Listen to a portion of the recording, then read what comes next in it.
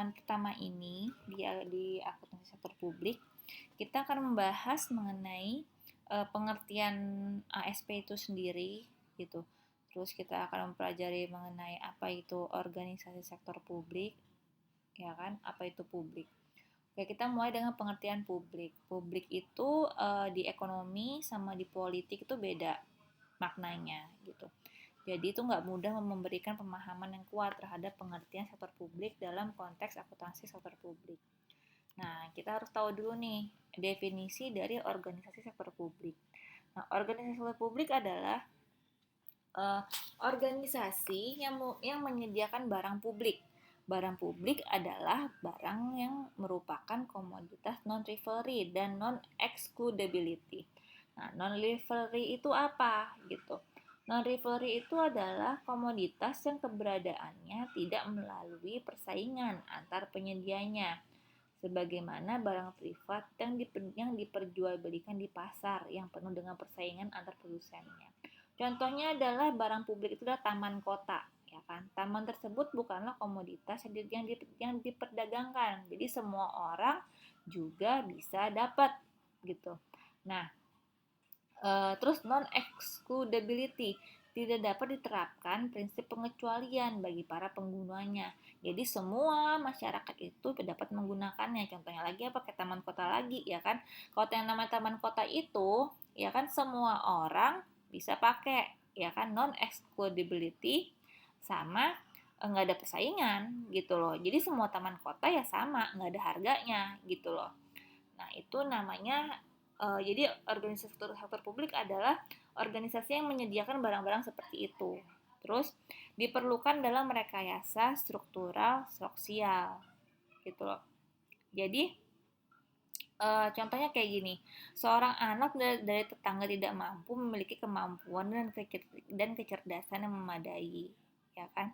Namun anak tersebut tidak dapat bersekolah di perguruan tinggi berkualitas jika perguruan tinggi tersebut menggunakan pola pikir pasar dalam pengelolaannya. Nah, organisasi sektor publik memiliki peranan penting karena organisasi ini dapat menyediakan pendidikan yang terjangkau dengan tidak adanya motif keuntungan. Jadi diperlukan dalam rekayasa sosial sehingga uh, anak yang nggak mampu pun tapi pinter itu tuh juga bisa berhasil gitu loh.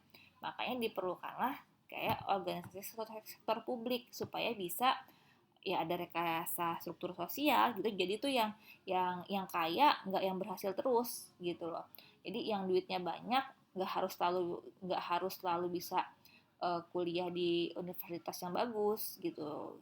Jadi kayak misalnya banyak universitas negeri kan juga banyak yang pakai jalur UMPTN itu kan murah-murah. Nah, itu adalah organisasi sektor publik. Contohnya adalah seperti UI-nya lah gitu loh. Seperti UI, seperti universitas negeri. Nah, karakteristik utama dari OSP, organisasi sektor publik, adalah dijalankan tidak untuk mencari keuntungan ya. Jadi tidak untuk mencari keuntungan, melainkan untuk mencapai suatu misi atau tujuan tertentu. Dimiliki secara kolektif oleh publik, ya kan, yang punya nih publik. Terus kepemilikan atas sumber daya tidak digambarkan dalam bentuk saham sehingga dapat diperjualbelikan. Terus keputusan-keputusan yang terkait dengan kebijakan maupun operasi sering didasarkan pada konsensus. Ya, jadi beda ya sama sektor swasta. Kalau sektor swasta kan kita mencari keuntungan kalau perusahaan, ya kan? Jadi dimilikinya oleh yang pemegang saham, bukan oleh publik, gitu kan?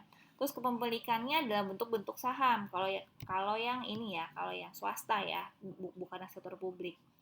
Terus keputusannya kalau yang swasta itu dia bentuknya adalah RUPS, bukan konsensus. Nah, jenis-jenis organisasi sektor publik itu apa? Instansi pemerintah, ya kan? Organisasi nirlaba kayak perguruan tinggi, organisasi nirlaba milik swasta kayak yayasan swasta. Nah, persamaan sektor publik dengan sektor swasta, ya kan, kedua sektor merupakan bagian integral dari sistem ekonomi suatu negara. Iya, ya kan, sumber dayanya sama untuk mencapai tujuan organisasi, sumber dayanya ya manusia-manusia juga gitu kan. Keduanya menghadapi masalah yang sama, yaitu kelangkaan sumber daya, sehingga dituntut untuk menggunakan sumber daya organisasi secara ekonomis, efisien dan efektif. Ini adalah persamaannya ya. Kita dengan sumber daya yang minimal ya kan, terbatas, harus bisa efektif dan efisien. Terus proses pengendalian manajemen termasuk manajemen keuangan pada dasarnya sama di kedua sektor ya kan. Sama-sama membutuhkan informasi yang handal dan relevan. Terus kedua sektor juga terikat pada peraturan perundang-undangan. Nah, ini adalah perbedaannya. Ya. Kalau publik dia non profit, kalau sektor swasta profit. Sumber dananya mana? Kalau sektor publik ya sumber dananya dari pajak, retribusi, utang, obligasi pemerintah. Karena biasanya kan kalau sektor publik itu punya pemerintahan ya. Kalau swasta itu ya internal, kayak modal sendiri. Kalau eksternal ya dari utang. Pertanggung jawabannya gimana? Kalau sektor publik karena dia negara, punya rakyat, jadi pertanggung jawabannya kepada rakyat atau parlemen. Kalau swasta ya pertanggung jawabannya ke yang ngasih modal, yaitu pemegang saham sama si kreditor. Struktur organisasinya gimana? Kalau publik itu dia birokratis, kaku, sama hierarki. Tahu aja kan kalau pemerintahan tuh birokratis banget. Sedangkan kalau swasta itu fleksibel, datar, piramid.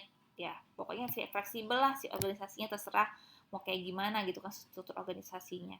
Nah, kalau untuk yang kalau anggaran karena cashnya karena dana rakyat harus terbuka untuk umum. Sedangkan kalau swasta ya enggak lah. Cuman buat si yang berkepentingan doang. Sistem akuntansinya gimana? Kalau publik itu cash accounting, kalau sektor swasta itu adalah accrual accounting. Nah, ruang lingkup akuntansi sektor publik, ya kan? Contoh-contohnya itu tuh, kayak tadi apa? Pemerintahan pusat, badan-badan pemerintahan, pemerintah pusat, daerah, ya kan? BUMN, BUMD nih pakai akuntansi sektor publik semua nih. Yayasan, LSM, universitas, rumah sakit, pemerintah, pokoknya itu adalah kita pakainya akuntansi sektor publik ya. Nah, value of money dari organisasi sektor publik. Ketiga hal tersebut merupakan pokok dari value of money. Ini value. Jadi value of money-nya itu adalah ekonomi pemerolehan input dengan kualitas tertentu pada harga yang terendah. Harus efisien, mencapai output yang maksimal dengan input yang tertentu dan harus efektif, ya kan? Nah, terus ada dua elemen yaitu harus adil, ya kan, mengacu pada kesempatan sosial yang sama untuk mendapat pelayanan publik yang berkualitas dan kesejahteraan ekonomi, dan pemerataan. Penggunaan uang publik tidak terkonsentrasi pada kelompok tertentu, melainkan harus merata, ya kan? Nah, jadi value of money-nya itu tuh 3, tapi katanya tuh harus ditambah nggak cuma ekonomi, efisien, sama efektif aja, tapi juga harus adil sama merata.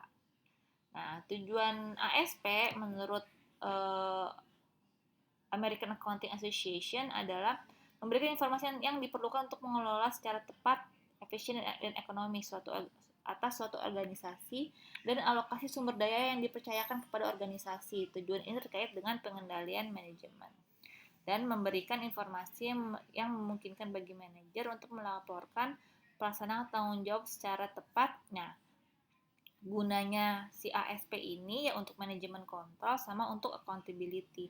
Jadi melaporkan pelaksanaan tanggung jawab mengelola secara tepat dan efektif program dan penggunaan sumber daya yang menjadi wewenangnya. Ya kan? Karena ini adalah uangnya uang rakyat, maka harus dipertanggungjawabkan dengan tepat.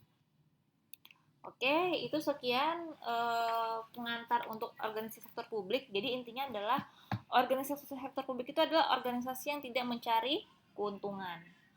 Ya, contohnya adalah seperti pemerintahan, seperti universitas negeri, ya kan, seperti rumah sakit negeri, ya kan, apalagi tadi BUMN, BUMD, gitulah intinya ya. Oke, sekian dari saya. Assalamualaikum warahmatullahi wabarakatuh.